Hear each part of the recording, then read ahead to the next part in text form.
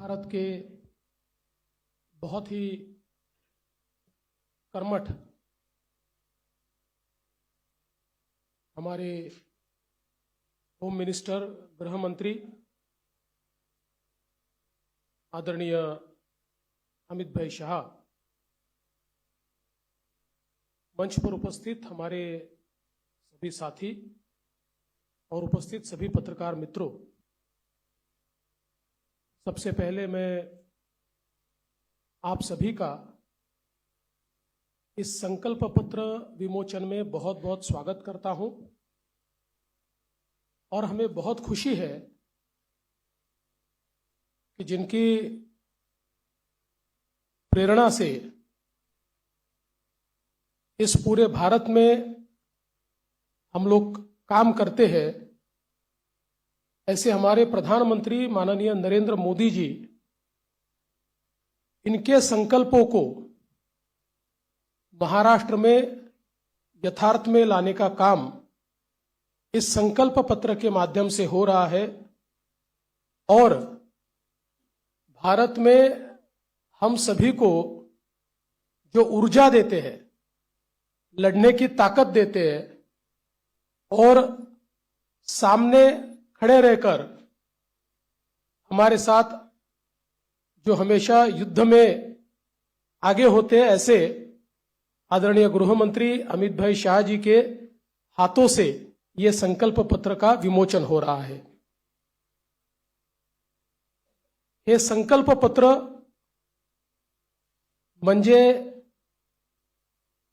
विकसित भारताकरता विकसित महाराष्ट्र तयार करण्याचा रोड मॅप आहे।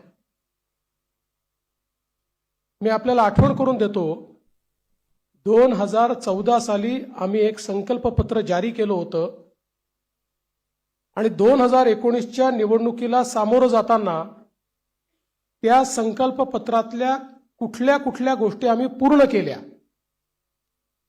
या संदर्भात एक रिपोर्ट कार्ड देखील दिलं होतं। त्यामुळे भारतीय जनता पार्टी करता किंवा महायुती करता संकल्प पत्र म्हणजे केवळ कागदाचं डॉक्युमेंट नाहीये, तर त्या दिशेने पूर्ण ताकदीने काम करण्याकरता एक अतिशय पवित्र अशा प्रकारचं हे डॉक्युमेंट आहे। आणि मला याची कल्पना आहे,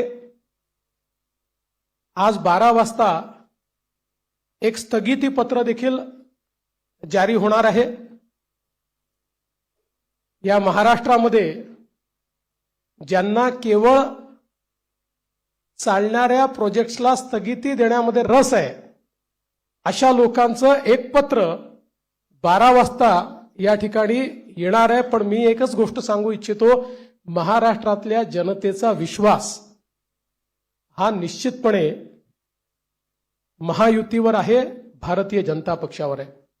आजचं जे संकल्प पत्र आहे याच्यामध्ये अनेक गोष्टी आहेत, पण ज्या 25 गोष्टी आम्ही हायलाइट केलेल्या आहेत, या 25 गोष्टींमध्ये 10 गोष्टी, आमचे पहिले 10 मुद्दे हे जो आम्ही महायुतीचा 10 कलमी कार्यक्रम म्हणून घोषित केला, तेच 10 मुद्दे आमचे असणार आहेत। त्याच्यामध्ये लाडक्या बहिणींना पुढच्या काळामध्ये 1500च्या ऐवजी 2100 रुपये देण्याचा आमचा संकल्प आहे।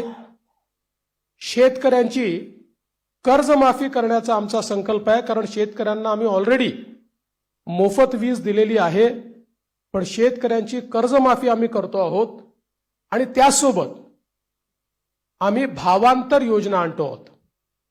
म्हणजे हमी भावापेक्षा जर कमी भावामध्ये मार्केटची खरेदी सुरू झाली तर हमी भावाने खरेदी तर करूच, पण ज्या ठिकाणी हमी भावाने खरेदी होणार नाही त्या ठिकाणी भावांतर योजना राबवून जो काही मधला डिफरन्स आहे तो थेट शेतकऱ्याच्या खात्यामध्ये टाकण्याचा निर्णय आम्ही घेतलेला आहे। आणि हे आम्ही मागच्या वर्षी देखील करून दाखवलं।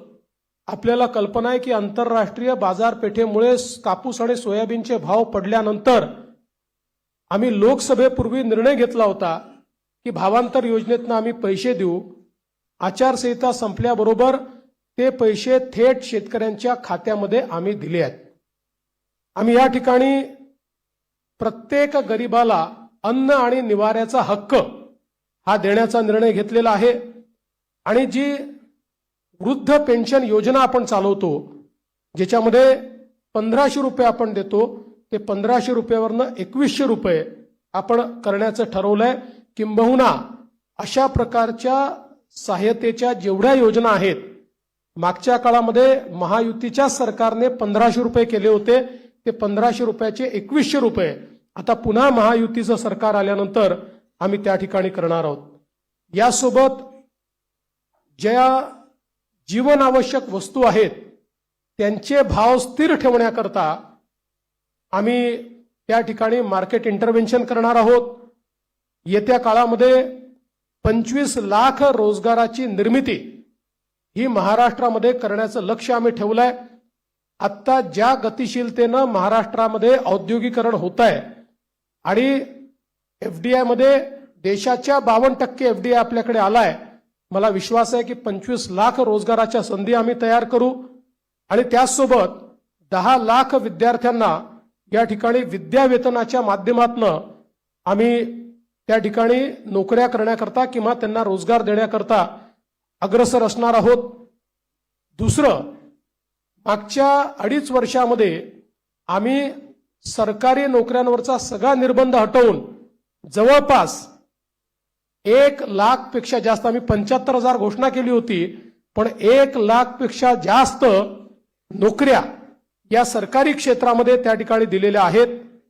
आणि यासोबत आमचा प्रयत्न आहे की जो गरीब किंवा मध्यमवर्गीय आहे याला सौर आणि अक्षय ऊर्जेचा वापर करून त्याच्या वीज बिलामध्ये 30% सूट हे आम्ही त्याला देण्याचा प्रयत्न करणार आहोत.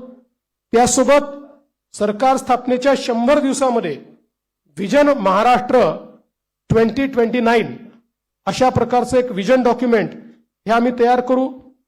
विज्ञान आणि तंत्रज्ञानाच्या क्षेत्रात आम्ही महाराष्ट्राला पहिल्या क्रमांकावर कसं ठेवायचं हा आमचा प्रयत्न असेल. मेक इन महाराष्ट्राचं जे धोरण आहे ते अधिक प्रभावीपणे राबवून याला मोस्ट प्रेफर्ड डेस्टिनेशन अशा प्रकारची परिस्थिती आम्ही तयार करू. महाराष्ट्राला फिनटेक आणि एआय याचा हब म्हणून आम्ही तयार करू.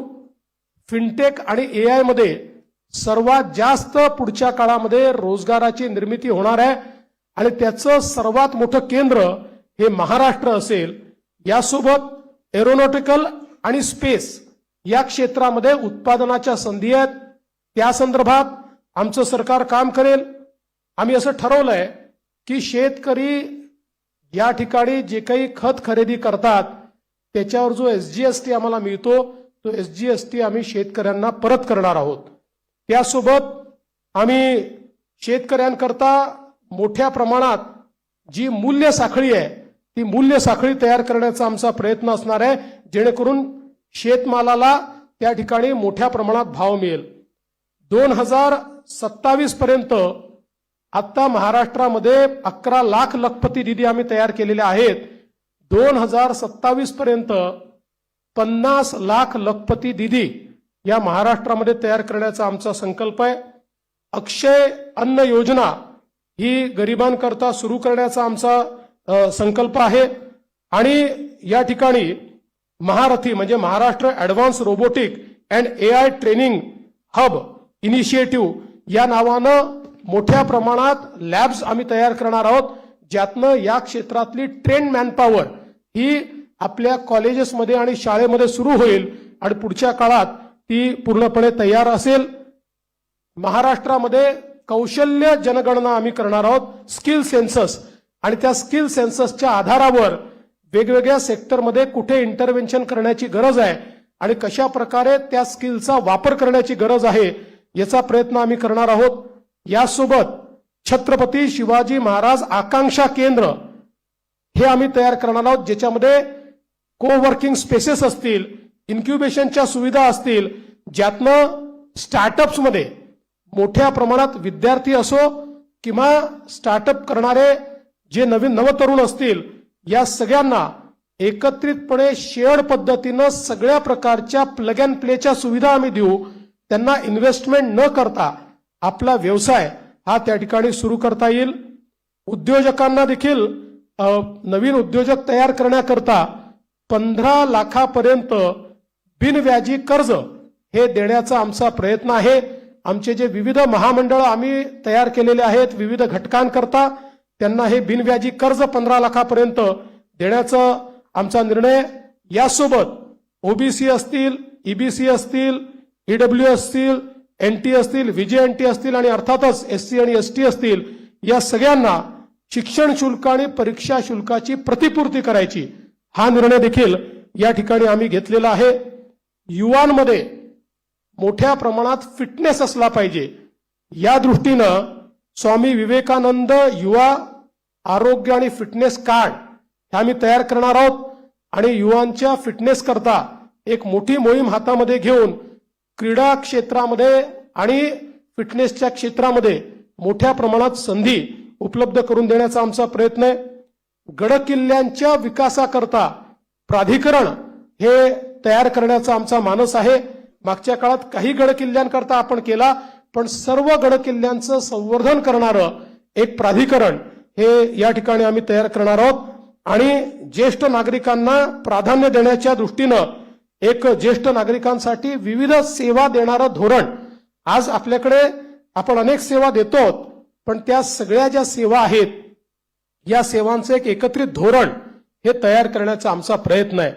एकूणच जर आपण विचार केला तर प्रधानमंत्री महोदयांनी आपल्याला जो काही संदेश या ठिकाणी दिलाय की गरीब, शेतकरी, महिला आणि युवा हे जे 4 घटक आहेत जे विकसित भारत तयार करणार आहेत, या 4 घटकांना समोर ठेवून आणि त्यांच्यासोबत सिनियर सिटीजन्सला सोबत ठेवून सर्व जाती धर्माचे लोक हे या ठिकाणी आमच्या योजनांमुळे लाभान्वित होतील अशा प्रकारचं एक संकल्पपत्र तयार केलंय. जे मूळ आमचं डॉक्युमेंट आहे याच्यामध्ये सगळ्या क्षेत्रांचा रोडमॅप देखील आम्ही दिलेला आहे. त्या क्षेत्रांमध्ये काय होणार आहे हे देखील आम्ही सांगितलेलं आहे. आता मी त्यातले फक्त 25 हायलाइट आपल्याला सांगितलेले आहेत. आपण जर आमचं पूर्ण डॉक्युमेंट वाचलं तर याच्यामध्ये कुठलंही क्षेत्र सुटलेलं नाही. सगळ्या क्षेत्रामध्ये विकसित भारताचा रोडमॅप हा आम्ही मांडलेला आहे. विकसित महाराष्ट्राचा रोडमॅप मांडलेला आहे. आणि आमचा प्रयत्न आहे, जसं आता सुधीर भाऊंनी सांगितलं की या ठिकाणी आम्ही अर्ध्या ट्रिलियनचा मार्क महाराष्ट्राने पार केलाय आणि महाराष्ट्र देशातली पहिली $1 ट्रिलियन इकॉनॉमी करण्याकरता आम्ही सगळे संकल्पित आहोत. या दृष्टीनं ह्या संकल्पपत्र आम्ही तयार केलाय. हे संकल्पपत्र तयार करण्याकरता सन्माननीय सुधीरभाऊ मुनगंटीवार आणि विनयजी सहस्त्रबुद्धे यांच्यासोबत ज्या टीमने काम केलं त्या टीमचं मी मनापासून आभार मानतो. खूप जवळपास महिने, 1.5 महिने, 2 महिने एक मोठी प्रक्रिया राबवून त्यांनी या ठिकाणी हे संकल्पपत्र केलेलं आहे. आणि 2029च्या निवडणुकीला जेव्हा सामोरे जाऊ त्यावेळी या संकल्पपत्रासोबत एक रिपोर्ट आम्ही देऊ की या संकल्पपत्रात काय सांगितलं होतं आणि आम्ही काय काय पूर्ण केलं, अशा प्रकारचा रिपोर्ट देखील आम्ही आपल्या समोर ठेवू. खूप खूप धन्यवाद.